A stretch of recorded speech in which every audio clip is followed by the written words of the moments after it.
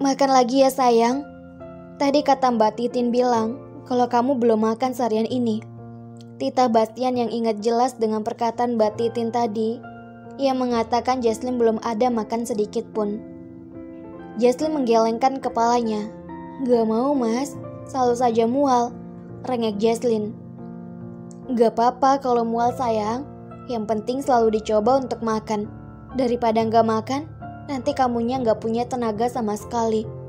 Ya sudah, sekarang kamu mau makan apa? Biar nanti aku yang masakin buat kamu, ujar Bastian. Aku mau makan tahu kecap mas, tapi janji mas yang buatin ya, ujar Jesslyn, dan Bastian tersenyum lebar. Akhirnya Jesslyn mau makan. Yakin cuma mau tahu kecap? Kalau sayurnya gimana? Mau sayur apa? Tanya Bastian, dan Jesslyn kembali menggelengkan kepalanya, tanda Jesslyn tidak mau makan sayur. Bastian tersenyum dan mengusap kepala belakang Jesslyn. Tunggu di sini dulu ya sayang, biar aku yang bikin. Bastian melangkahkan kakinya menuju dapur dengan Jesslyn yang masih berada di dalam gendongannya. Setelah sampai, Bastian menurunkan Jesslyn di salah satu kursi dapur. Waduh Bapak Bastian, biar sini saya saja, atau ada yang bisa saya bantu Pak? Ujar Mbak Titin dan yang lainnya ketika melihat Bastian yang sudah mulai mengiris-ngiris bawang. Dan kebetulan Mbak Titin dan yang lainnya datang untuk merapikan dapur. Gak usah, saya saja yang buat sendiri. Kalian bisa pergi sekarang, jawab Bastian. Setelah itu para ART meninggalkan majikannya berdua. Mas, kayaknya enak buatan mas. Aku sudah gak sabar mau cicipin. Kapan siapnya mas? Lihat, mas masak jadi langsung lapar banget, ujar Jesslyn yang berkali-kali menelan salivarnya. Bastian tersenyum manis dan mengusap puncak kepala Jesslyn, kemudian membuatkan tahu kecap keinginan istrinya dan Deba yang ada di dalam perut. Wow, jangan salah, walaupun Bastian seorang bos, bahkan kalau dibilang pemilik perusahaan itu, tapi gitu-gitu Bastian sangat ahlinya dalam memasak. Jesslyn hanya diam dan duduk sambil menatap punggung Bastian yang tengah sibuk dengan alat-alat dapurnya. Bastian tampak sangat seksi dan cool saat seperti ini. Mas Bastian kok ganteng banget sih? Ceplos Jesslyn. Bastian menoleh ke belakang menatap ke arah Jesslyn. Kalau aku gak ganteng, kamunya gak mau sama aku, jawab Bastian terkekeh geli. Kata siapa mas? Tanya Jesslyn balik. Ya secara logika saja, emangnya kamu mau nikah sama orang yang jelek? Tanya Bastian. Ya enggak lah mas, aku saja jelek, masa nikah sama orang yang jelek? Nanti gimana dengan rupanya anak aku nantinya mas? Ujar Jesslyn cepat mengerucuti bibirnya lucu. Semoga kamu nantinya mirip sama papi ya nak, jangan mirip sama mami, sambung Jesslyn sembari mengusap perutnya sendiri. Mami takut kamu jadi buruk rupa dan di sekolah malah kamu kena bully. Bastian terkekeh geli mendengar kata-kata Jesslyn barusan. Bagaimana sayang? Enak nggak? Tanya Bastian pada Jesslyn yang dengan lahapnya makan tahu kecap buatannya. Dan Jesslyn dengan pipi yang menggembung karena mulutnya penuh mengangguk dengan semangat. Kalau gitu nambah lagi ya sayang, ujar Bastian memasukkan satu centong nasi masuk ke dalam piring Jesslyn. Jesslyn dengan semangatnya memakannya tanpa ada protes sedikit pun. Ayo mas juga ikutan makan, pinta Jesslyn, dan Bastian menggelengkan kepalanya. Pasal ia sudah makan di kantornya. Kamu saja yang makannya ya sayang, soalnya aku sudah makan tadi di kantor, ujar Bastian. Sedangkan Jesslyn malah memanyunkan bibirnya. Bastian yang melihat wajah Jesslyn yang cemberut dengan terpaksa menuruti kemauan Jesslyn. Iya deh iya, sekarang aku juga makan, ujar Bastian dengan terpaksa. Wajah Jesslyn detik itu juga langsung sumringah dan menambahkan nasi ke dalam piringnya. Dan keduanya makan dalam piring yang sama. Aku mau susu mas, pinta Jesslyn. Iya sayang, aku buatin dulu ya, tapi janji ya jangan kamu muntahkan, peringat Bastian. karena ia sangat tahu pasti Jesslyn akan memuntahkannya. "Makasih suami dudaku," ujar Jesslyn cengengesan seraya menerima segelas susu ibu hamil yang Bastian berikan. "Iya sayang," jawab Bastian mengelus lembut puncak kepala Jesslyn. "Mas mau nyoba nggak?" tawar Jesslyn sambil menyodorkan gelasnya yang susunya tinggal setengah gelas pada Bastian. "Enggak lah sayang, nanti aku ambil kayak kamu," ujar Bastian, sontak saja membuat Jesslyn tertawa mendengarkan jawaban Bastian. "Mana ada kayak gitu mas," ujar yang disela tawanya. "Masa cuma minum susu ibu hamil, mas langsung hamil?" sambung Jesslyn mengejek Bastian. "Aduh mas, perutku kram, tapi mas memang lucu." Jesslyn memegangi perutnya yang kram akibat tertawa terus. Namun meskipun Jesslyn tetap melanjutkan tawanya.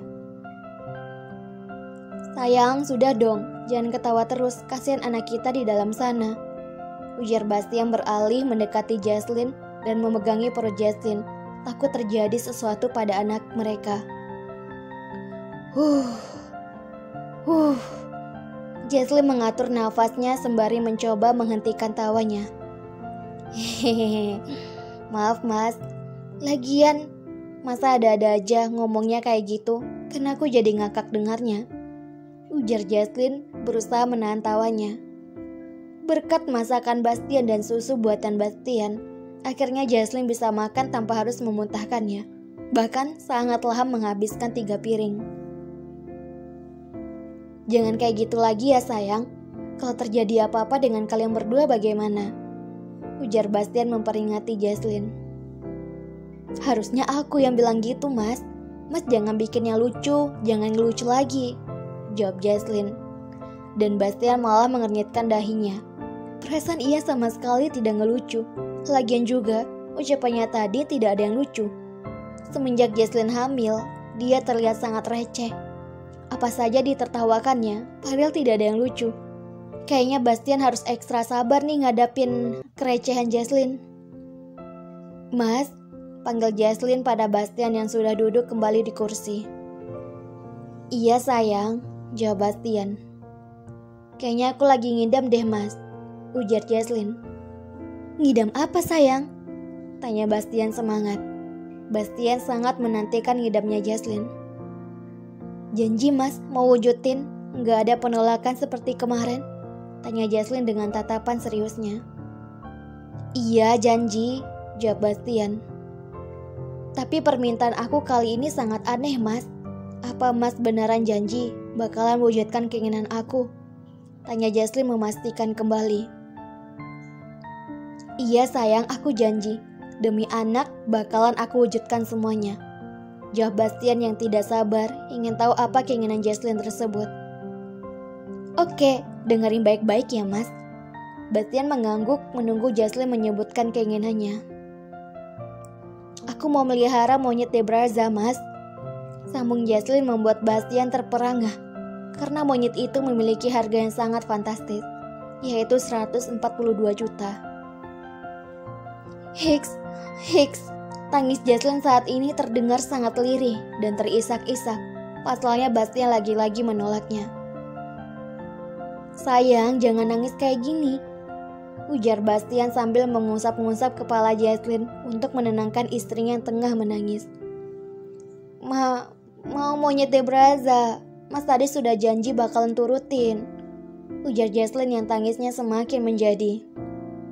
"Susah sayang, kalau mau melihara hewan yang begituan, butuh surat izin dulu. Ngurusnya juga susah pastinya," ujar Bastian mencoba sabar. "Tapi aku mau pelihara itu mas," rengek Jesslyn seperti anak-anak. "Kita melihara yang lain aja ya sayang.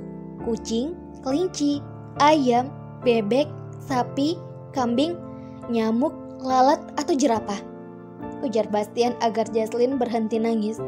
Tapi alhasil malah membuat Jesslyn semakin nangis. Jesslyn menggelengkan kepalanya dan kakinya ia hentak-hentakan dengan kesal ke kasur. "Aku mau monyet Debraza," ujar Jesslyn. "Ya lain aja ya sayang, jangan monyet itu ya," jawab Bastian. Kalau gitu Mas tidur di luar. Aku gak peduli Mas mau marah atau benci sama aku. Pokoknya Mas tidurnya di luar. Bastian menggaruk kepalanya, bingung harus berbuat apa untuk memberi pengertian pada Jesslyn. Keluar Mas sekarang juga.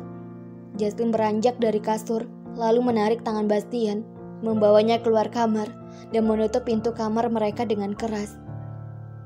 Aku gak mau tidur sama Mas. Gak mau kasih Mas jatah lagi. Kalau Mas gak mau beliin aku monyet Debraza, teriak Jesslyn dari dalam kamar. Sedangkan Bastian melototkan matanya tidak percaya. Kok gitu sih sayang? Nanti kalau aku kangen sama dedeknya gimana? Tanya Bastian sembari mengetuk pintu kamarnya. Alasan, Mas aja tuh sebenarnya. Cuma pengen enaknya aja. Bilangnya doang mau jenguk dedek. Teriak Jesslyn lagi sebal. Pokoknya aku gak mau disentuh sama Mas sebelum aku punya monyet Debraza, ancam Jesslyn. Kemudian Jesslyn berjalan kembali menuju ranjangnya, menaikkan selimut hingga ujung kepalanya, tidak mengindahkan suara Bastian yang terus-terusan memanggilnya. Mami. Saat Jesslyn hendak keluar kamarnya, tiba-tiba Aldo masuk dengan berlari. Bocah itu menghampiri Jesslyn dan memeluk kaki Jesslyn. Kenapa nak? Tanya Jesslyn sambil mengusap puncak kepala Aldo. Di luar rame orang Mi, seru Aldo. Rame orang? Tanya Jesslyn memastikan kembali, dan Aldo mengangguk-ngangguk. Jesslyn menatap ke arah Bastian yang juga tengah menatapnya. Ayo Mi, ajak Aldo menarik tangan Jesslyn, membawanya keluar rumah. Dan ternyata benar, di halaman depan rumah mewahnya kini rame orang. Memang sih setiap harinya rumah itu selalu rame. Tapi kali ini lebih rame lagi. Ada juga mobil truk pengangkut hewan. Ini ada apa sih? Kok rame banget? Tanya Jesslyn entah pada siapa ia bertanya. Bastian menyodorkan sebuah map kepada Jesslyn. Dan Jesslyn menatap map itu serta Bastian secara bergantian. Ayo buka sayang, baca yang teliti ya, ujar Bastian. Dan Jesslyn langsung membuka map itu yang di dalamnya ada selembaran kertas. Dia membacanya dengan teliti sesuai perkataan Bastian barusan. Mulut Jesslyn menganga sempurna hingga tangannya bergerak untuk menutup mulutnya sendiri. Jesslyn menatap Bastian dengan tatapan yang tidak percaya. Ini beneran Mas? Tanya Jesslyn, dan Bastian mengangguk sebagai jawaban. Yang benar saja Mas, tanya Jesslyn yang masih belum percaya. Mana monyet Debrazanya? Mana Mas? Mana? Tanya Jesslyn antusias.